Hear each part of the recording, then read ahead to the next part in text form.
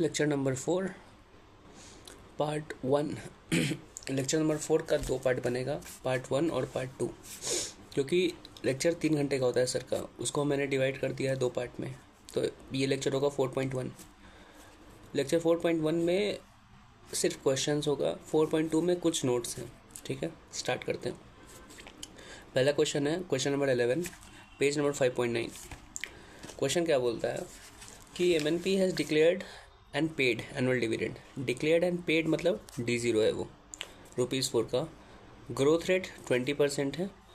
2 साल के लिए ग्रोथ रेट 20% होगा। 2 साल के बाद से जो तीसरा साल होगा, तीसरा साल में ग्रोथ रेट 10% है। ठीक है। The required rate of return that is KE, वो 15% है। रिक्वायर्ड रेट ऑफ रिटर्न जो कॉस्ट ऑफ इक्विटी हो गया, या फिर जिसको KE कहते हैं, वो कितना है? 15%। दैट इज इन्वेस्टर कितना चाहता है, कितना percent. Okay. Compute the current price at which equity share should be sold. तुमको करेंट मार्केट प्राइस ढूंढना है। ठीक है। इस क्वेश्चन में क्या क्या दिया हुआ है? क्वेश्चन में तुमको कॉस्ट ऑफ इक्विटी दिया हुआ है, ग्रोथ रेट दिया हुआ है, और तुमको D0 दिया हुआ है। तुमको ढूंढना क्या है? तुमको ढूंढना है current market price, that is V0, that is intrinsic value एक तरीके से। तो इंट्रिंसिक वैल्यू निकालने का फॉर्मूला क्या होता है? बहुत ईजी है भाई।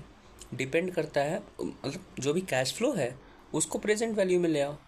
जो भी कैश फ्लो उसका प्रेजेंट वैल्यू करोगे तो वो अपने आप इंट्रिंसिक वैल्यू आ जाएगा। Easy, very easy. लेकिन इसमें 2 बात है। एक है कि 2 साल तक के लिए ग्रोथ रेट 20% है, और उसके बाद से कांस्टेंट 10% ग्रोथ रेट है। वो वहाँ से तीसरा साल से परपेचुअल कैश फ्लो बन जाएगा एट कांस्टेंट ग्रोथ रेट। लेकिन पहला जो 2 साल है उसमें वेरिएबल ग्रोथ रेट है। ठीक है। इस क्वेश्चन में क्या है? Variable growth rate. तो हम लोग जब भी क्वेश्चन में 2 तरह का ग्रोथ रेट होता है तो हम लोग अलग अलग तरीके से इंट्रिंसिक वैल्यू निकालते हैं।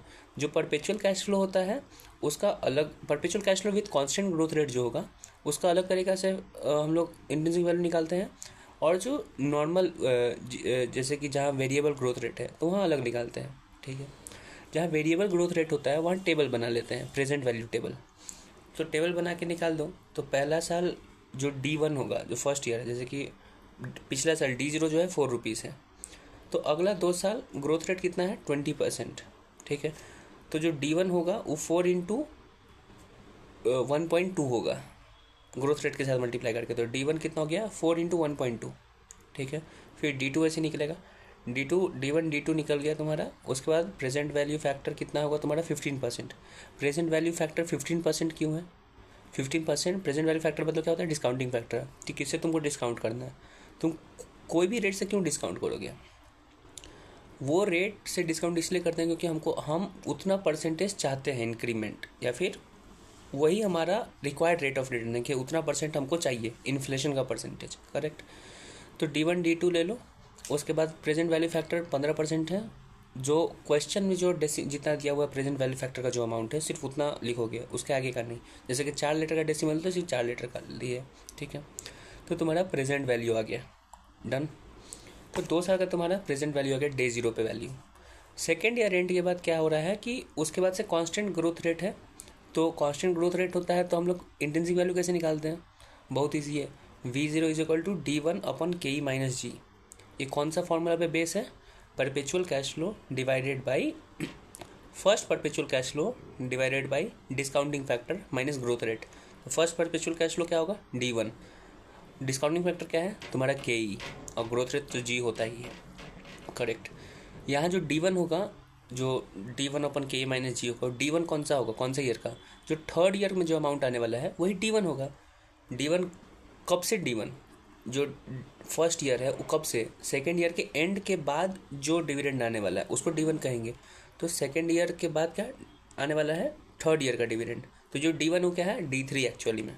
ठीक है। तो ऐसे निकालोगे तो तुम्हारे पास सेकेंड ईयर के एंड पे तुमको वैल्यू पता चल जाएगा, प्रेजेंट वैल्यू, जो सेकेंड ईयर के बाद कंटिन्यूसली जो भी इन अमाउंट आने वाला है उसका इंट्रिंसिक वैल्यू सेकेंड ईयर के एंड पे आ जाएगा। करेक्ट। तो तुमको पता चला क्या? एक तो D0 का तुम निकाल दिए थे प्रेजेंट वैल्यू टेबल निकाल के, अभी तुमको सेकेंड ईयर एंड पे प्रेजेंट वैल्यू मिला हुआ है आगे का। तो ये तो नहीं चाहिए हमको सेकेंड ईयर के एंड पे, हमको इसको भी D0 करना होगा। तो इसको भी D0 करोगे तो डे जीरो जो प्रेजेंट वैल्यू टेबल्स बना और उसके बाद ये जो फॉर्मूला से डे जीरो लाया, अब दोनों को ऐड कर दोगे तो तुमको पता चल जाएगा डे जीरो पे कि डे जीरो पे जो 2 साल का जो अमाउंट आने वाला था उसका प्रेजेंट वैल्यू, और डे जीरो पे जो 2 साल के बाद कॉन्स्टेंट आने वाला है उसका वैल्यू, दोनों को जब ऐड कर दोगे तो तुमको प्रेजेंट वैल्यू पता चल जाएगा। जो प्रेजेंट वैल्यू होगा वही तुम्हारा करंट मार्केट प्राइस होगा। वैसे करके किया हुआ है इसमें, देखो टेबल बनाया तो टेबल बना के पता चला कि प्रेजेंट वैल्यू है तुम्हारा 8.52। फिर परपेचुअल कैश फ्लो का सेकेंड ईयर एंड पे इंट्रिंसिक वैल्यू आता है 126, लेकिन वो सेकेंड ईयर एंड पे हमको डे जीरो चाहिए, उसको तुम 2 साल के पीछे लाओगे तब आएगा 95। तो तुम्हारा टोटल एक्चुअल इंट्रिंसिक वैल्यू क्या आ जाएगा 95 + 8 104, करेक्ट, वही करंट मार्केट प्राइस आ जाएगा। Easy, very easy. फिर आता है 11 के बाद 12। 12 में एक ही चीज़ थोड़ा सा अलग है, अदरवाइज सब कुछ सेम है 11 की तरह। इसमें बोला है रिटर्न ऑफ कैपिटल। जो रिटर्न ऑफ कैपिटल उसको तुमको रिटर्न ऑन इक्विटी लेना है, KE लेना है, ठीक है, कंफ्यूज नहीं होना है। Okay done. फिर आता है तुम्हारा क्या, क्वेश्चन नंबर 13। क्वेश्चन नंबर 13 पढ़ते हैं, क्या है। एक कंपनी XYZ जो पेड अ डिविडेंड, D0 है कितना, पेड अ डिविडेंड तो D0 2 रुपीज़ का करेंट ईयर में। Dividend is expected to grow at 40% for the next 5 years. इस क्वेश्चन से हम एक बात तुमको समझाना चाहता हूँ और तुमको याद रहना चाहिए कि जब भी जो ग्रोथ रेट होता है वो डिविडेंड का लेना। क्वेश्चन में कभी कभी आगे क्वेश्चन में क्या होगा कि अर्निंग्स का ग्रोथ रेट दे देगा कि अर्निंग इज ग्रोइंग बाय 10%। तुमको उससे कंफ्यूज नहीं होना है, वो तुम्हारा ग्रोथ रेट नहीं है। जो ग्रोथ रेट हम लोग क्वेश्चन बनाने के लिए लेते हैं वो ग्रोथ रेट होता है डिविडेंड का, कि डिविडेंड किससे ग्रो कर रहा है। अर्निंग भले ही 10% से ग्रो हो रहा होगा, लेकिन डिविडेंड पे आउट रेशियो कम होगा तो हो सकता है कि डिविडेंड ग्रोथ रेट कम हो, ठीक है। तो जब भी ग्रोथ रेट निकालना है तो डिविडेंड का, ठीक है। इस क्वेश्चन में देखो साफ साफ लिखा है, dividend is expected to grow at 40% for next 5 years. 5 साल तक ग्रोथ रेट कितना है 40%। 5 साल के बाद से 6 साल से ग्रोथ रेट हो गया 15% और वहाँ से कांस्टेंट हो गया, ठीक है। तो ये क्वेश्चन से तुमको समझ में आ गया, एक है वेरिएबल ग्रोथ रेट 5 साल तक, उसके बाद से फिर कांस्टेंट ग्रोथ रेट है 15%। वेरिएबल ग्रोथ रेट का मतलब ये नहीं कि ग्रोथ रेट चेंज हो रहा है, नहीं, वेरिएबल ग्रोथ रेट इस क्वेश्चन में ही है। एक बार 20% है, एक बार 40% है, उसके बाद फिर 15% है, इसलिए हम वेरिएबल ग्रोथ रेट बोलते हैं, कंफ्यूज होने का जरूरत नहीं, ठीक है। इसलिए 2 बार बनाते हैं, एक बार प्रेजेंट वैल्यू टेबल से, एक बार फॉर्मूला से। Return on 182 days treasury bill is 11% per annum. Treasury bill pay return कितना आ रहा है 11%। ट्रेजरी बिल क्या होता है, गवर्नमेंट वाला, तो वो क्या है risk free return. Risk free return कितना है 11%। Market return is expected to be around 18%। ये मार्केट रिटर्न है, ये RM है। वो जो अभी आया था 11% वो RF था, ये जो मार्केट रिटर्न है वो RM है। तुम बोलेगा भाई इससे पहले तुम समझाया था RM - RF को कहते हैं मार्केट रिस्क प्रीमियम, तो वो मार्केट रिस्क प्रीमियम है, वो RM - RF है। ये क्या बोल रहा है मार्केट रिटर्न, ये RM है। RM क्या होता है मार्केट रिटर्न, और RM - RF market risk premium, okay. तो ये RM है, RF दिया हुआ है, RM दिया हुआ है। और उसके बाद क्या बोलता है with a variance of 24%। Variance क्यों दिया हुआ है, बीटा देना चाहिए ना, तभी तो KE निकालेंगे। KE का फॉर्मूला क्या होता है RF plus beta RM - RF। तो बीटा तो नहीं दिया हुआ है, क्या करें, वेरिएंस दिया हुआ है। वेरिएंस के क्या करेंगे हम, बताते हैं क्या करेंगे। ये जो वेरिएंस दिया हुआ है ना, वो दिया हुआ है बीटा निकालने के लिए। कैसे निकालेंगे बताते हैं। नीचे क्या लिखा हुआ, को variance of XYZ return with that of market is 30%। ऊपर वेरिएंस दिया है, यहाँ कोवेरियंस दिया है, क्या करें हम, रुको। You are required to calculate the required rate of return. तुमको KE निकालना है and intrinsic value of the stock, 2 चीज़ निकालना है, एक KE निकालना है और एक इंट्रिंसिक वैल्यू ऑफ स्टॉक निकालते हैं। पहले KE निकालते हैं। KE का फॉर्मूला क्या है RF plus beta RM - RF। RF है RM है, लेकिन बीटा नहीं है। बीटा कैसे निकालें, बीटा निकालने के लिए तुमको दिया हुआ है वेरिएंस और उसके बाद कोवेरियंस। बीटा निकालने का फॉर्मूला होता है covariance divided by variance. Covariance कितना है 20, कोवेरियंस है तुम्हारा 30% और वेरिएंस है 24%। तो 30% अपॉन 24% करोगे तो तुम्हारे पास आ जाएगा बीटा। बीटा कितना आएगा 1.25, परसेंट में नहीं आएगा, परसेंट कैंसिल हो गया, तो आएगा 1.25। तो बीटा का फॉर्मूला इस क्वेश्चन में यही सीखने के लिए था कि बीटा कैसे निकालते हैं। बीटा निकालने का फॉर्मूला है कोवेरियंस डिवाइडेड बाय वेरिएंस। अब तुम बोलोगे इसको याद कैसे रखें, याद रखने का तरीका बताते हैं। देखो बीटा लिखा था कैसे है, एक लाइन और B, करेक्ट, नीचे वाला एक लाइन खाली मतलब एम्प्टी टाइप का रहता है, बी ऊपर ही लिखा जाता है। करेक्ट। याद कैसे करें? अगर ये जो बीटा है, बी का जो साइन है उसको अगर हम लोग उल्टा कर देते हैं, ऐसे ऐसे उल्टा नहीं करना है, तुम उसको ऐसे उल्टा कर दो या ऐसे भी उल्टा कर दो। जब बी उधर जाएगा तो बी ऐसे लिखाता है, अगर इसको इधर से देखोगे तो बी की जगह वो सी दिखेगा। ठीक है, तो जब बी उल्टा हो रहा है तो पहले क्या लिखा रहा है? सी लिखा रहा है। तो पहले जब सी लिखाएगा तो कोवेरियंस ऊपर आएगा, अगर कोवेरियंस ऊपर आएगा तो नीचे जो बचा हुआ है वो चल जाएगा वेरियंस। तो बीटा निकालने का फॉर्मूला तुमको बस याद रखना है कि बीटा का एक डंडा ऐसे बी और बी, अगर इसको उल्टा कर देंगे इधर आ जाएगा, तो ये हो गया सी। ठीक है, तो सी ऊपर है और नीचे लाइन खाली है, तो सी मतलब कोवेरियंस ऊपर और नीचे जो भी बचेगा वेरियंस बचेगा, तो कोवेरियंस अपन वेरियंस करोगे तो बीटा आ जाएगा। बीटा आ गया, आर एफ आर एम दिया हुआ है, के निकल गया। अब के निकल गया है तो तुमको निकालना क्या है? Intrinsic value. इंट्रिंसिक वैल्यू कैसे निकलता है? प्रेजेंट वैल्यू निकाल के। प्रेजेंट वैल्यू निकालने के लिए प्रेजेंट वैल्यू टेबल बनाते हैं, लेकिन यहाँ पे वेरिएबल ग्रोथ रहता है, एक बार 40% का, एक बार 15% का। तो जब तक 40% का है उसका प्रेजेंट वैल्यू टेबल बना दो। ठीक है, और जहाँ से परपेचुअल कैश फ्लो होता है वहाँ फॉर्मूला लगा दो। फॉर्मूला क्या लगता है? V0 = D1/K-G। यहाँ जो D1 है उसका कौन सा ईयर होगा? 6th ईयर का जो डिविडेंड आने वाला होगा ना, वही D1 होगा। करेक्ट। एक और चीज़ हम सिखाते हैं अभी से ही, ठीक है, जो बाद में काम आएगा। इस क्वेश्चन में तीन चीज़ सीखने के लिए मिलेगा, 3 चीज़ सीखने मिला। एक पहला सीखा है कि जो ग्रोथ रेट होता है वो हर वक्त डिविडेंड का। दूसरा सीखा है बीटा का फॉर्मूला, कोवेरियंस अपॉन वेरियंस। तीसरा चीज़ सिखा रहे हैं जो याद रखना है, लॉजिकली भी वो सही होगा और तुमको याद रखने के लिए बोल रहे हैं। क्या है लॉजिक, क्या बात है बताते हैं कि जो तुम्हारा परपेचुअल कैश फ्लो जब भी आता है, perpetual cash flow with constant growth rate, तो हम लोग फॉर्मूला क्या लगाते हैं? V0 = D1/K-G। तो जो D1 है वो कौन से ईयर का होता है?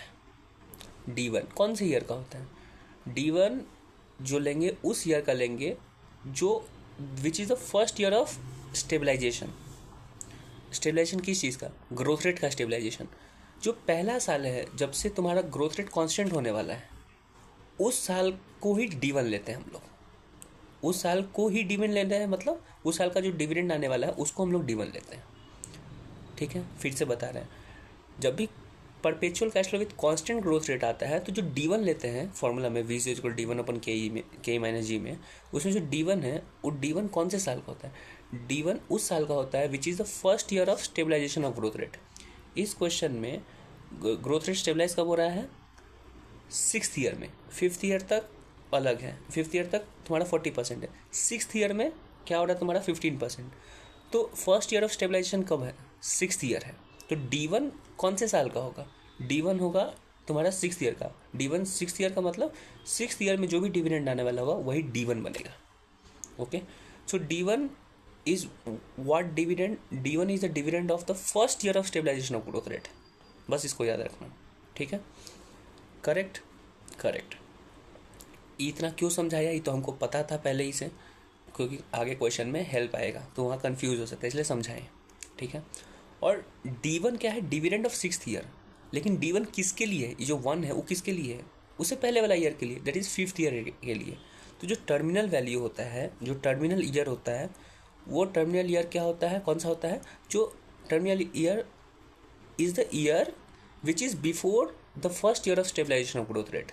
First year of stabilisation of growth rate क्या है? 6th ईयर यहाँ पे। तो 6th ईयर से पहले जो ईयर आएगा वही तुम्हारा होगा टर्मिनल ईयर, तो 5th year. Correct. 5th year के एंड पे ही तो हम लोग निकाल देंगे V0। तो अभी तो 5th ईयर के बाद तो पता है 6th ईयर में भी, 6th ईयर में ग्रोथ रेट वही है, 7th में भी वही, 8th में भी वही है, कंटिन्यूसली वही ग्रोथ रेट आने वाला है। तो 5th ईयर के एंड पे हम इंटेंसिक वैल्यू निकालते हैं। फिर इसको 5th ईयर का टर्मिनल ईयर है, यहाँ इंटेंसिक वैल्यू निकाले, फिर इसको डे 0 पे ले जाते हैं। Correct correct. तो इस क्वेश्चन में क्या बोल रहा है हमको कि 5 साल तक 40% है, 6th ईयर से 15% है। तो हम V0 कौन सा होगा, कौन सा साल का होगा? V0 का 5th ईयर एंड का। करेक्ट। V0 क्या होता है? V0 होता है तुम्हारा, क्या उसको कहते हैं, टर्मिनल ईयर। और टर्मिनल ईयर कौन सा होता है? The year which is before first year of stabilization.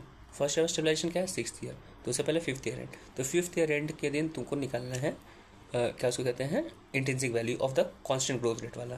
तो 5th ईयर के एंड पे कैसे निकालेंगे? V0 = D1। D1 क्या है? 6th ईयर का डिविडेंड। 6 ईयर का डिविडेंड तुम निकाल लोगे जब टेबल बनाओगे 5 साल तक का, तो 5th ईयर एंड का वैल्यू मिल जाएगा। 5th ईयर के एंड पे कितना वैल्यू आ रहा है, 5th ईयर के एंड पे आ रहा है वैल्यू तुम्हारा 7.68 इंटू 1.14, ठीक है। उसको जब करोगे तो 5th ईयर एंड का वैल्यू आ जाएगा। उसको जब तुम मल्टीप्लाई करोगे 6th ईयर के अति से 15% से, दैट इज तुम्हारा क्या वैल्यू हो जाएगा, 7.68 इंटू 1.4 इंटू 1.15, तब तुम्हारा 6th ईयर का डिविडेंड दैट इज D1 वो आ जाएगा। के ई तुमको क्या पता है, के ई तुम्हारा हो जाएगा। फिर उसके बाद कितना के ई हमारा है 19.75 और जी 15% होगा। वैसे निकाल दोगे तो तुम्हारा 5th ईयर एंड पे इंट्रिंसिक वैल्यू आ गया कांस्टेंट का, उसको D0 कर दो 5 साल का, तो 260 इंटू जो भी प्रेजेंट वैल्यू फैक्टर 5 साल का एनुअल फैक्टर उसे करोगे, आंसर आ जाएगा। ठीक है, करेक्ट।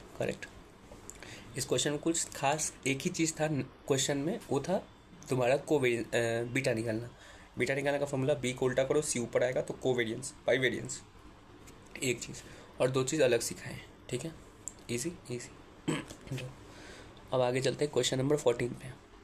इतना जो ज्ञान दिए थे क्वेश्चन 14 के लिए दिए थे, देखो फिर 14 क्या बोलता है। एक कंपनी है सीवेल कॉरपोरेशन जो मैन्युफैक्चर करती है एक हार्डवेयर को, ठीक है।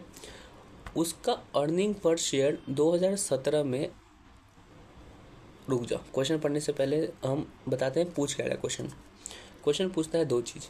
What is the expected price of stock at end of 2022 year end पे एक्सपेक्टेड प्राइस क्या होगा शेयर का, दैट इज़ उसका करेंट मार्केट प्राइस क्या होगा 2022 के ईयर एंड पे, ठीक है। वो तुमको निकालना है, ठीक है। कैसे निकालते हैं भाई, करेंट मार्केट प्राइस निकालना है, दैट इज़ इंट्रिंसिक वैल्यू निकालना है। तो 2022 के ईयर एंड पे हमको इंट्रिंसिक वैल्यू निकालना होगा, करेक्ट। जो भी आगे का कैश फ्लो होने वाला होगा उसका इंट्रिंसिक वैल्यू निकाल देंगे, तो पता चल जाएगा कि 2022 के ईयर एंड पे क्या करंट मार्केट प्राइस है। करंट मार्केट प्राइस क्या होता है, आगे का फ्यूचर कैश फ्लो का प्रेजेंट वैल्यू, बस। तो वो निकाल देंगे। तो 2022 ईयर एंड पे हमको इंट्रिंसिक वैल्यू निकालना होगा। इंट्रिंसिक वैल्यू निकालने के लिए क्या चाहिए हमको, present value factor that is के ई, D1 चाहिए होगा, डिविडेंड का कैश फ्लो चाहिए होगा, आगे क्या क्या कैश फ्लो आने वाला है वो चाहिए होगा, और प्रेजेंट वैल्यू फैक्टर चाहिए होगा, हम निकाल देंगे। या फिर अगर 2022 के बाद अगर कांस्टेंट ग्रोथ रेट होने वाला होगा तो फॉर्मूला लगा देंगे D1 अपन के ई माइनस जी पता चल जाएगा, के ई ढूंढ देंगे, D1 कैश फ्लो से यूज़ कर लेंगे, करेक्ट। ठीक है, सेकेंड पूछता है what is the value of stock using 2 stage dividend discount model. तुमको ये जो शेयर है जिसका बात ही कंप्लीट कर रहा है उसका तुमको निकालना है क्या, वैल्यू। तो तुम अभी निकालना 2022 के एंड पे, वो 2022 के एंड पे निकाला है।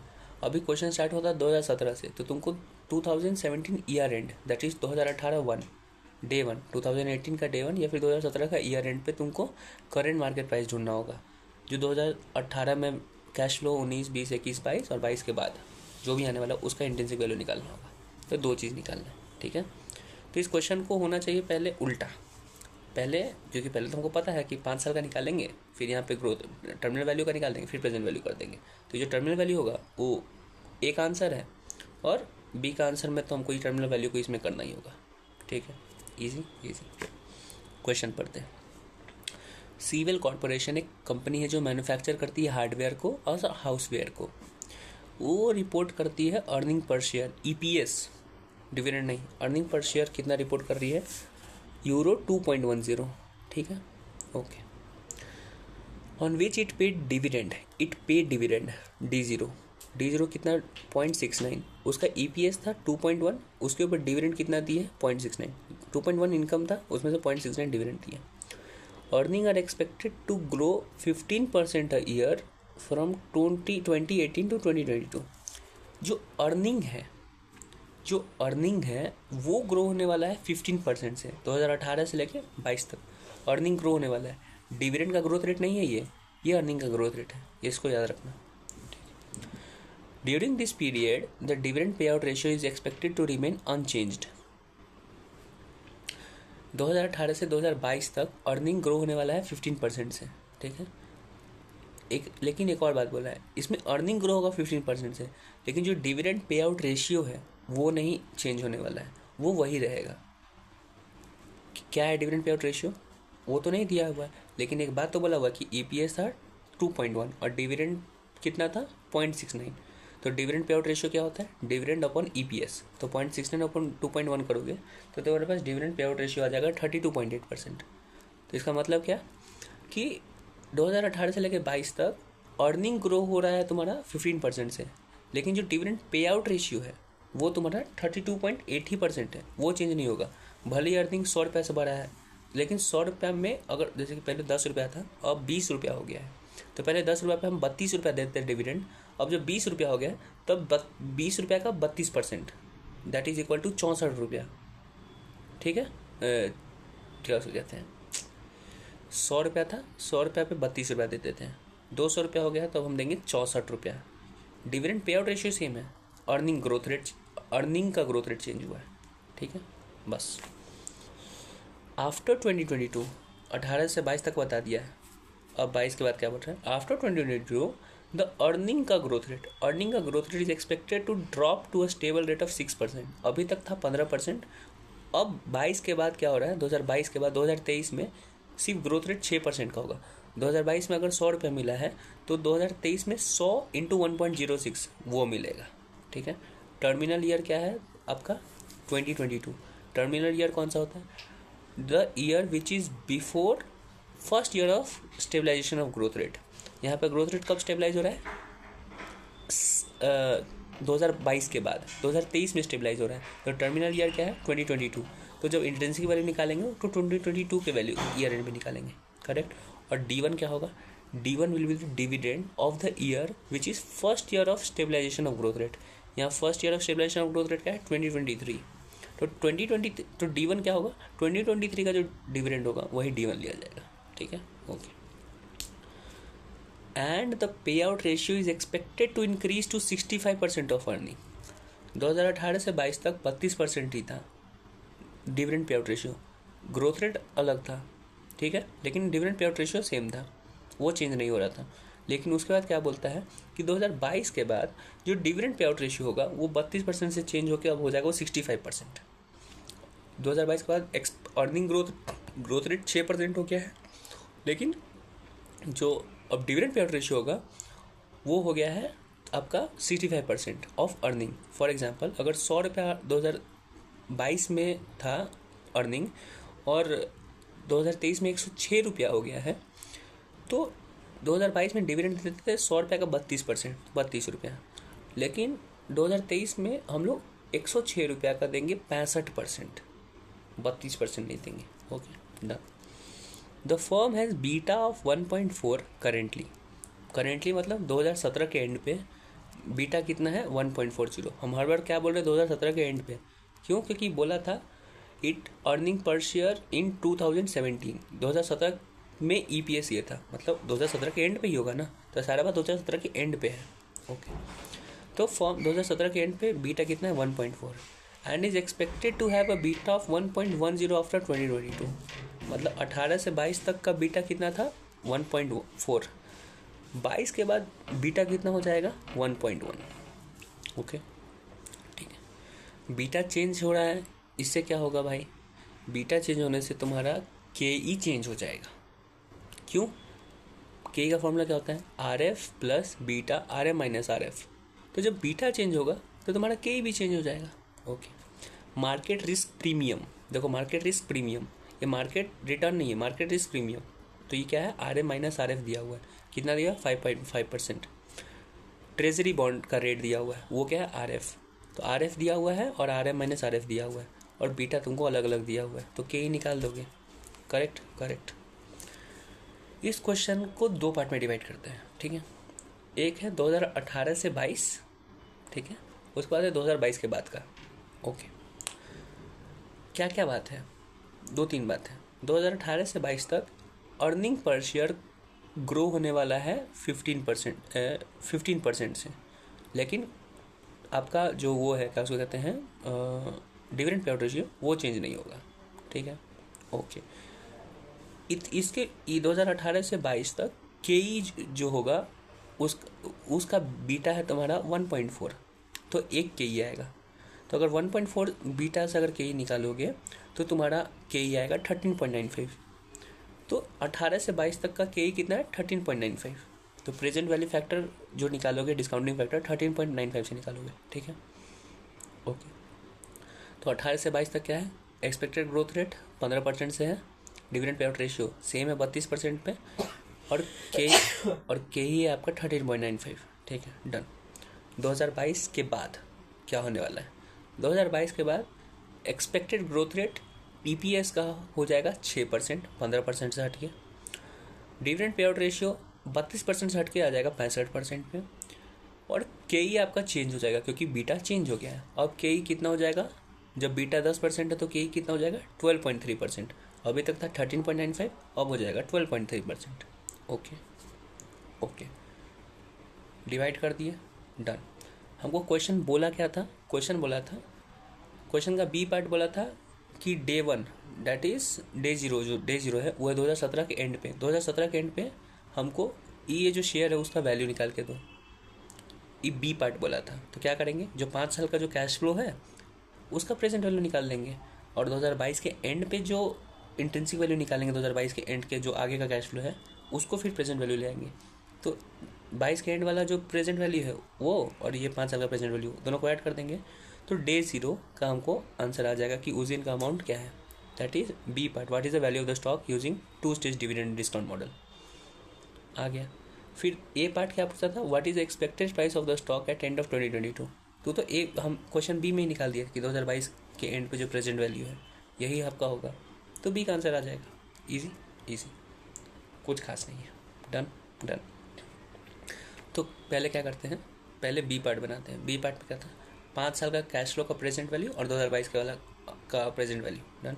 तो 5 साल का पहले कैश फ्लो निकालते हैं। कैश फ्लो से क्या मतलब है, कैश फ्लो से मतलब होता है डिविडेंड। हम अभी पिछला क्वेश्चन में समझाए थे कि हमको डिविडेंड से मतलब है, अर्निंग प्राइस पर शेयर, अर्निंग पर शेयर, उसका ग्रोथ रेट, उससे हमको घंटा मतलब नहीं है, हमको मतलब है डिविडेंड। और ग्रोथ रेट किसका होना चाहिए, डिविडेंड का, डन डन। लेकिन हमको क्या बोला हुआ है, ईपीएस दिया हुआ है, ईपीएस दिया हुआ है, डिविडेंड पे आउट रेशियो दिया हुआ है, तो डिविडेंड तो निकल जाएगा ना, और हमको कैश फ्लो के नाम पर डिविडेंड ही चाहिए, करेक्ट। हम लोग इंटरमीडिएट में कंपनी पॉइंट ऑफ व्यू से समझे थे, सीए फाइनल्स में हम लोग इन्वेस्टर पॉइंट ऑफ व्यू से समझते हैं। तो इन्वेस्टर के लिए कैश फ्लो क्या होता है,